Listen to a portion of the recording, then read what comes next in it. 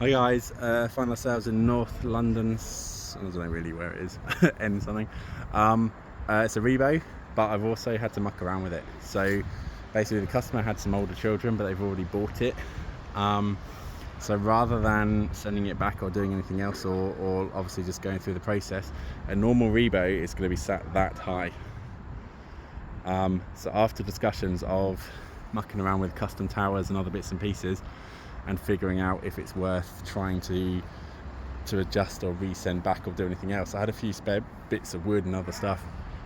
So I said to them, look, if you want, just as a giggle, I will grab the Rebo and readjust everything that I can do. So the ladder we were sort of discussing, but I basically just said the kids can climb up from that point and just put their leg over the top rather than the ladder fully to the top.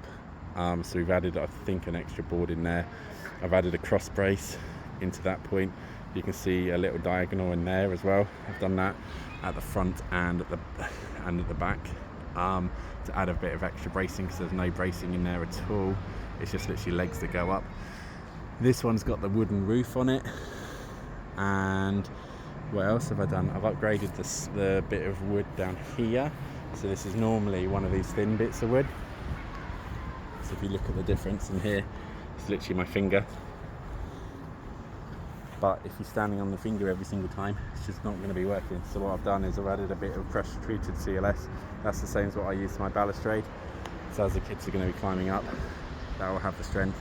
The thing with these Rebos and stuff like that is rope that comes up here. So I pulled this as tight as I can, just to give it a nice look for now. But these ropes will start dropping eventually, and this knot and the knots in the middle will start coming. If you take a look at our custom ones, it's got a clamp that comes over the top of that, so every cross is actually clamped up.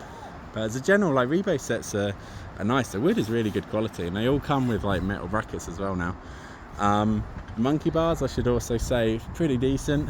They've got the metal hooks over the top of it, which is nice. Dunster House obviously still use the wooden dowel, so the wooden dowel goes into the wood inside. When it gets wet on the top, all the water drains inside the wood, and the wooden dowel just eventually breaks.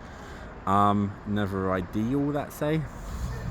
But yeah, as a set, if you're looking for a flat pack, Rebos do tend to be fairly decent priced. I don't know if they're offering installs much at the minute. They I don't know if they're coming away from installs. They've also got a new brand that I think is another Rebo only, or play, I don't know what those trade under, outdoor toys. Is basically Rebo is its own brand, and they import their own play sets. So as a general, this is it's a decent enough set. I've added 1, 2, 4.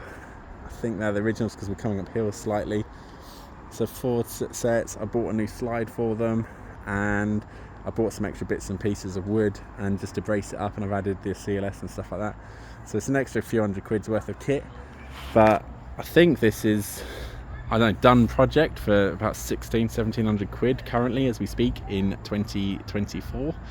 I don't know how long these prices are going to remain for Rebo and other bits and pieces, but as a unit, I think it's not a bad setup, but it's definitely a lot better.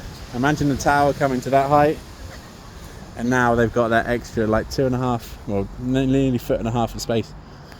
So if you like what you see, just hit us up. It's www.climbingframeinstaller.co.uk. Thank you very much.